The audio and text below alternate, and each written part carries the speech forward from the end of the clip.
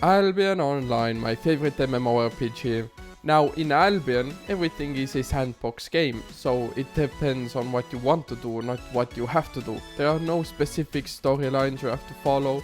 Everything is what you make of it. You can be a knight, you can be a mage, you can be a healer. You can also be a furry, but I mean, that depends on what kind of kinky roleplay you want to do next time.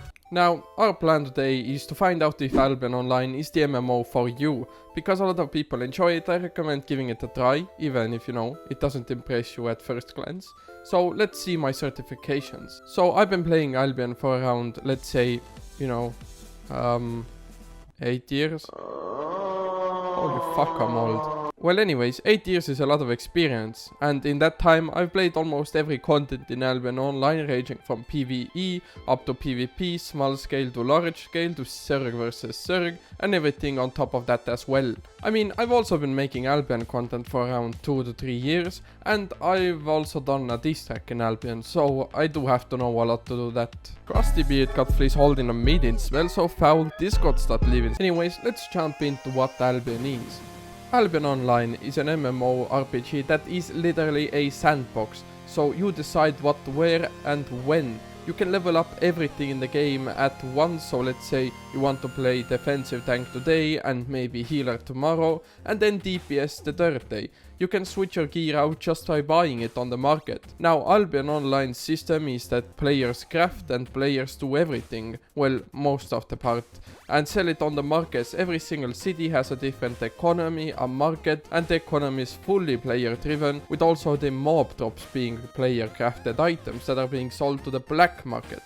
The max level on items in Albion is 120. Now, it does take a little bit to level up, but it works as a tree system in every other game. Although Albion works mostly on item power. Now, item power depends on how much spec or levels you have on your gear. The more levels on your gear, the stronger you will be, more HP, more damage, more cooldowns. And as I said, you can switch from gear to gear, and there are no deficiencies for that. You don't lose anything, and you only need to level those gear sets up.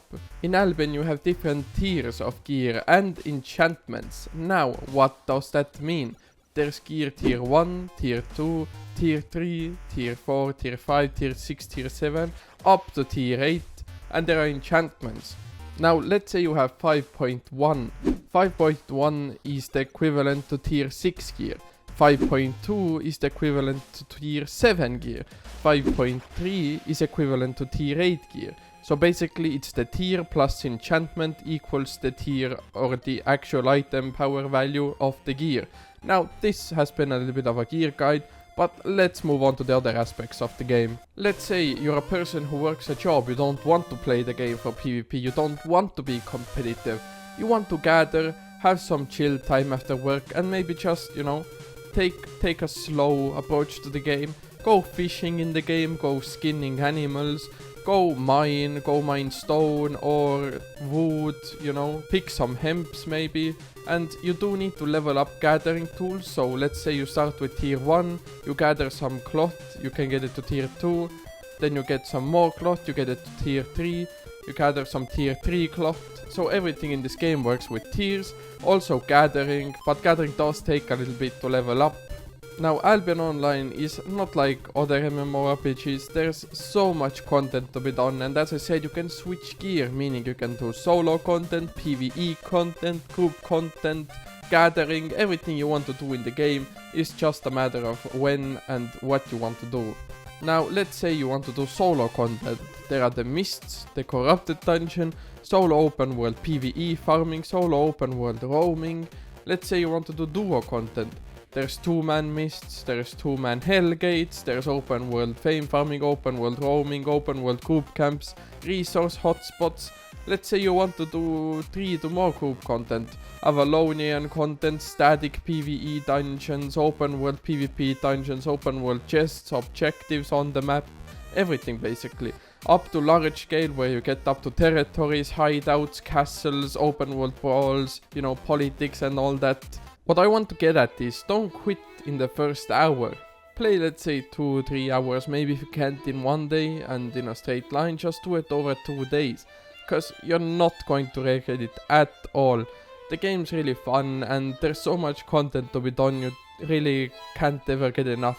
For example, you can also gank. Now this is where you just get some gear sets where you catch people and kill them in the black zone. For example, you have the blue zone, you have the yellow zone, you have the red zone, and you have the black zone. Now, what does this mean? The blue zones, there you can't be killed. No one can kill you and no one can do anything to you. Now, the yellow zones are a bit more dangerous. People can gank you there, you will lose durability on your items, but you will just get knocked down if they kill you and you can keep all your items. In the red zone, you can fully get killed. It's a full loot zone where people have to flag as PvP to gank you or to kill you. They can't do it otherwise, or if you're flagged for the other faction, but that's usually not the case. Now the black zone, that's the most dangerous one. There only guilds or allies can't kill you. Otherwise normal people, people you don't actually know, the randoms, the let's say enemies, they can all just kill you. So the black zone is the most dangerous zone, but that's where the most silver and XP is at, so fame. Now there are a lot of complications with choosing the right guild for you, because a lot of guilds are not open for new players. So it depends on where the guild is located at on the map, depending on which of the 5 cities they're fighting for in the black zone. It also depends a lot on what kind of players they're looking for. So newer guilds will look for newer players and older guilds want more veteran players. In the background we can see a guild called Contingent Fighting, and they have a lot of experienced players and they usually want their player base to be, pretty well at the game. Otherwise it's gonna end up scuffed because you're not gonna defeat the enemy. Now there's a lot of politics in Albion as well, so people who pay you to have their hideouts in the map. Hideouts are basically like homes in the black zone or safe zones for your guild or alliance.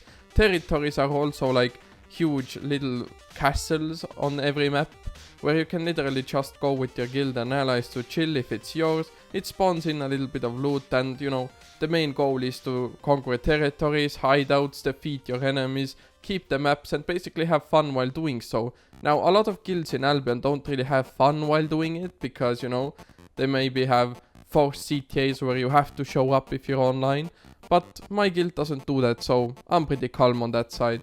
Now as you can see, I can't really explain Albion Online's complicated game mechanics in 8 minutes, so I try to create a little bit of interest in everyone, so you can try the game out. I really recommend it. You can also click my referral link in the description to get extra stuff, support me a little bit.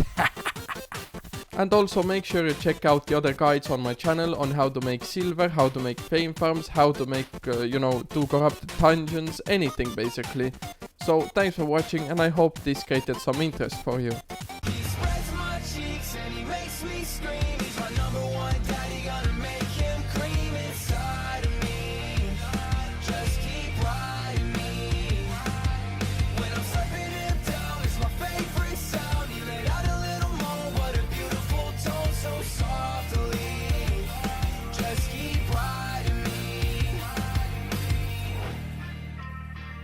So let's go talk about it. You look so sexy when you're